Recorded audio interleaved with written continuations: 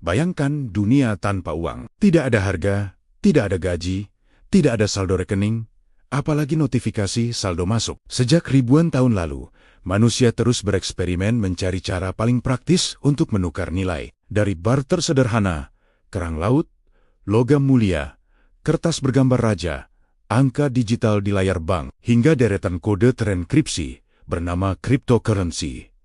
Sejarah uang pada dasarnya adalah sejarah kepercayaan. Uang bukan sekadar alat bayar. Ia adalah simbol kekuasaan, stabilitas politik, teknologi, bahkan ideologi. Setiap perubahan bentuk uang selalu berjalan seiring dengan perubahan peradaban manusia. Ketika masyarakat berkembang, sistem ekonominya ikut berevolusi. Dan di setiap fase itu, uang selalu menemukan bentuk baru. Pada masa paling awal, manusia hidup dalam sistem barter. Gandum ditukar dengan daging, kain ditukar dengan alat berburu. Sekilas tampak sederhana, tetapi sistem ini menyimpan masalah besar yang dikenal sebagai double coincidence of wants, yaitu kedua pihak harus sama-sama menginginkan barang satu sama lain agar transaksi terjadi. Bayangkan, seorang petani ingin sepatu, tetapi pembuat sepatu tidak membutuhkan gandum. Pertukaran pun gagal. Sistem barter sulit menyimpan nilai, tidak efisien, dan hampir mustahil menetapkan standar harga yang konsisten. Peradaban yang semakin kompleks membutuhkan solusi yang lebih praktis. Manusia kemudian mulai menggunakan benda tertentu sebagai alat tukar yang diterima secara luas. Di Asia dan Afrika, kerang kauri menjadi alat pembayaran. Di Romawi, garam memiliki nilai tinggi hingga melahirkan istilah salarium yang menjadi asal kata salary. Di masyarakat pastoral, ternak menjadi simbol kekayaan. Namun, logam seperti emas dan perak akhirnya mendominasi karena tahan lama, langka, mudah dibagi, dan mudah dibawa. Pada abad ke-7 sebelum Masehi, Kerajaan Lydia dikenal sebagai salah satu peradaban pertama yang mencetak koin logam resmi. Sejak saat itu, uang tidak lagi sekadar benda bernilai, tetapi juga simbol otoritas negara. Ketika kerajaan-kerajaan besar muncul, koin dicetak dengan wajah raja atau lambang kekuasaan. Uang menjadi alat legitimasi politik sekaligus propaganda. Di Kekaisaran Romawi, nilai koin bergantung pada kandungan logamnya. Namun ketika pemerintah mengurangi kadar perak untuk membiayai perang dan pengeluaran negara, inflasi pun muncul. Peristiwa ini menjadi contoh awal bagaimana manipulasi nilai uang dapat mengguncang stabilitas ekonomi. Uang perlahan berubah dari alat tukar menjadi instrumen kebijakan. Inovasi besar berikutnya adalah uang kertas. Sekitar abad ke-7 Masehi, Tiongkok pada masa dinasti Tang dan Song mulai menggunakan surat berharga sebagai alat pembayaran. Gagasan ini kemudian menyebar ke Eropa.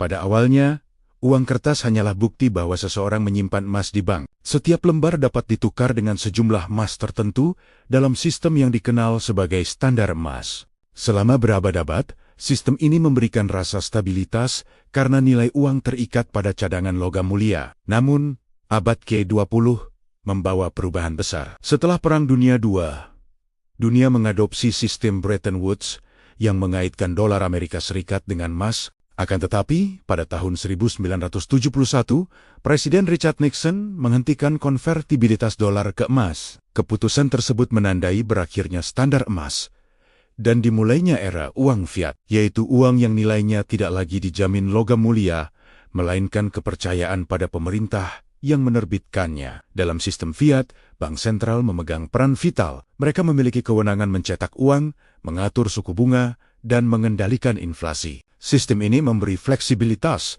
dalam menghadapi krisis ekonomi, tetapi juga membuka risiko penyalahgunaan kebijakan moneter. Jika uang dicetak secara berlebihan, nilainya dapat merosot tajam. Contoh ekstrem terjadi di Zimbabwe pada akhir 2000-an ketika hiperinflasi membuat harga melonjak tak terkendali dan uang kertas kehilangan daya belinya dalam waktu singkat. Peristiwa tersebut menegaskan bahwa nilai uang sepenuhnya bergantung pada kepercayaan kolektif. Memasuki abad ke-21, uang kembali mengalami transformasi besar. Sebagian besar transaksi kini tidak lagi melibatkan uang fisik. Saldo rekening hanyalah angka dalam sistem perbankan digital. Transfer online, kartu debit, dan mobile banking memungkinkan transaksi lintas negara dalam hitungan detik. Institusi global seperti Bank Dunia dan International Monetary Fund memainkan peran penting dalam menjaga stabilitas sistem keuangan dunia. Meski demikian, sistem ini tetap terpusat karena bank dan pemerintah menjadi perantara utama. Perubahan paling radikal muncul pada tahun 2008 ketika seseorang atau sekelompok orang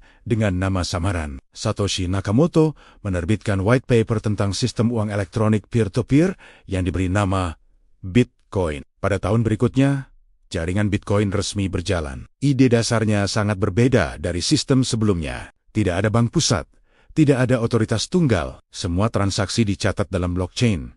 Dan jumlahnya dibatasi hanya 21 juta koin. Kepercayaan tidak lagi diberikan kepada pemerintah atau lembaga keuangan, melainkan kepada matematika dan kriptografi. Setelah Bitcoin, ribuan cryptocurrency lain bermunculan. Ethereum memperluas fungsi blockchain dengan kontrak pintar, sementara Binance Coin menjadi bagian dari ekosistem pertukaran kripto global. Cryptocurrency membawa peluang besar sekaligus risiko tinggi karena volatilitasnya yang ekstrem. Nilainya dapat melonjak tajam dalam waktu singkat, tetapi juga bisa runtuh secara dramatis. Kini pemerintah di berbagai negara menghadapi dilema.